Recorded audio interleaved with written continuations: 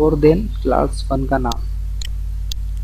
ठीक है, अब यहाँ पर देख रहे हैं हमने क्लास 1 को यूज एक्सटेंड कर लिया है, इनहेरिट कर लिया है, तो अब हम इसकी सारी प्रॉपर्टी को यूज़ कर सकते हैं। ठीक है, किसमें? क्लास 2 में। मीन्स ये कि हम क्लास 2 का ऑब्जेक्ट बनाएंगे और क्लास 1 की प्रॉपर्टी को यूज़ करेंगे, जबकि शर्त ये होती है कि जिस क्लास का आप ऑब्जेक्ट बना रहे हैं उसी क्लास की प्रॉपर्टी को यूज़ कर सकते हैं। लेकिन यहाँ पर इनहेरिटेंस के थ्रू हम क्लास 2 में हम क्लास 1 की प्रॉपर्टी को यूज़ करेंगे, बनाएंगे हम क्लास 2 का ऑब्जेक्ट लेकिन यूज़ करेंगे क्लास 1 की प्रॉपर्टी को। तो यहाँ पर हम अब डिफाइन करते हैं $obj2 और यहाँ लिखेंगे हम डिपॉजिट,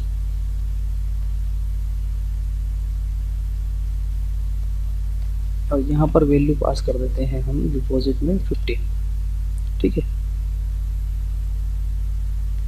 इसे हम सेव करते हैं, क्लास को एक्सटेंड कर चुके हैं और यहाँ से हम कंस्ट्रक्टर को भी फिलहाल हम बंद हटा देते हैं कि हम क्लास ऑब्जेक्ट 2 का बना रहे हैं, कंस्ट्रक्टर हमने क्लास 1 में डिफाइन किया हुआ है, तो हो सकता है कि ये एरर जनरेट करे। ठीक है, तो इसे सेव करते हैं। अब इसे हम देखते हैं इसका आंसर क्या आता है। तो रिफ्रेश किया तो ये देखिए 40 बता रहा है। 40 क्यों बता रहा है? जबकि हम डिपॉजिट में पास कर रहे हैं 15 और ये जाएगा यहाँ पर क्लास 1 की डिपॉजिट मेथड में, यहाँ पर अमाउंट पास होगा अमाउंट, और यहाँ पर जो बैलेंस है जो ये बैलेंस में ऐड करेगा अमाउंट को। ठीक है, और फिर ये इसे प्रिंट भी कर रहा है। तो ये 40 क्यों बता रहा है? ये 40 इसलिए बता रहा है क्योंकि मैंने आपको बताया था कि जब हम ऑब्जेक्ट बनाते हैं तो ये ऑब्जेक्ट भी एक तरह का अरे होता है, ये जो लास्ट वैल्यू को हमेशा ये स्टोर करके रखता है।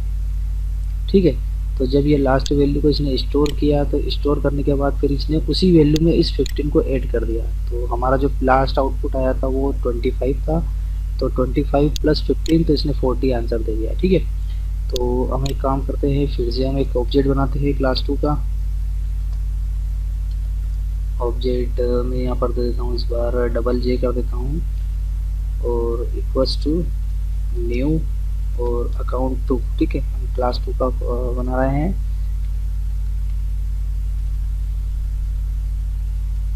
और फिर इसी तरह से हम विड्रॉ मेथड को यूज़ करते हैं। अब देखते हैं कि इसमें क्या रिजल्ट आना चाहिए। हम यहाँ पर विड्रॉ नहीं डिपॉजिट करेंगे क्योंकि डिपॉजिट जो है वो क्लास 1 में है, इसलिए हम डिपॉजिट को यूज़ करके देखेंगे। यहाँ पर मैं इस बार दे देता हूँ 50, तो इसका आंसर भी 50 ही आना चाहिए। ठीक है, इसे सेव किया है मैंने। अब रिफ्रेश करते हैं तो ये दे रहा है 100। ठीक है, 100 ये इसलिए दे रहा है क्योंकि ये इसी बैलेंस की वैल्यू को एक्सेप्ट कर रहा है जो हमने क्लास 2 में डिफाइन की हुई है। तो यहाँ पर हम एक काम करते हैं, इसके हम वेरिएबल को चेंज कर देते हैं, 2 कर देते हैं, जिससे कि हमें ये पता चल जाए कि ये क्लास 2 का वेरिएबल है। ठीक है, तो हमने यहाँ पर बैलेंस 2 कर दिया है सभी जगह। अब देखते हैं कि ये क्या रिजल्ट दे रहा है। तो ये 50 दे रहा है। ठीक है, और इस बार देखिए इसने पिछली बार भी जो 15 था इसने हमारा 15 प्रिंट किया, जो यहाँ पर हमने ऑब्जेक्ट 1 को भी कॉल किया था डिपॉजिट के थ्रू, तो वो यहाँ पर एक्चुअली बैलेंस की वैल्यू को ले रहा था। जब यहाँ पर हमने 2 कर दिया, इसकी वेरिएबल को हमने बदल दिया, तो ये जो वेरिएबल थे ये ओवरराइट हो रहे थे एक दूसरे के ऊपर। जैसा कि मैंने आपको बताया ना कि क्लास 1 में जो हम वेरिएबल डिफाइन कर रहे हैं हमें उससे डिफरेंट बनाना होगा। ठीक है, तो ये इसे ओवरराइट कर रहा था इस बैलेंस को, जो क्योंकि हमने दोनों जगह एक ही वेरिएबल का नाम यूज़ किया, हमें अलग अलग करना होगा। हर क्लास में हमने हर वेरिएबल और मेथड को अलग अलग नाम से यूज़ करना होगा।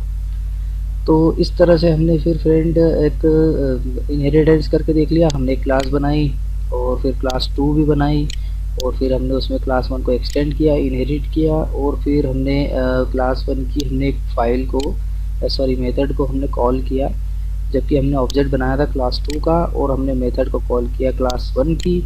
तो इस तरह से इनहेरिटेंस के थ्रू हम एक क्लास की प्रॉपर्टी को दूसरी क्लास में यूज़ कर सकते हैं। तो ये इनहेरिटेंस था। तो ये हमारे कंप्लीट हो गए हैं ऑब्जेक्ट ओरिएंटेड प्रोग्रामिंग। अब नेक्स्ट वीडियो से हम फ्रेंड MySQL डेटाबेस करेंगे, तो आप लोग रेगुलर इसको प्रैक्टिस कर लीजिए, क्योंकि MySQL के बाद फिर हमारा लगभग PHP एक तरह से फिनिश हो रहा है। तो आप लोग इसकी अच्छे से प्रैक्टिस करें, फिर हम देखते हैं इसके बाद फिर आप लोगों की जो भी प्रॉब्लम्स होगी हम उसे सॉल्व करेंगे। तो इस वीडियो में इतना ही रखते हैं।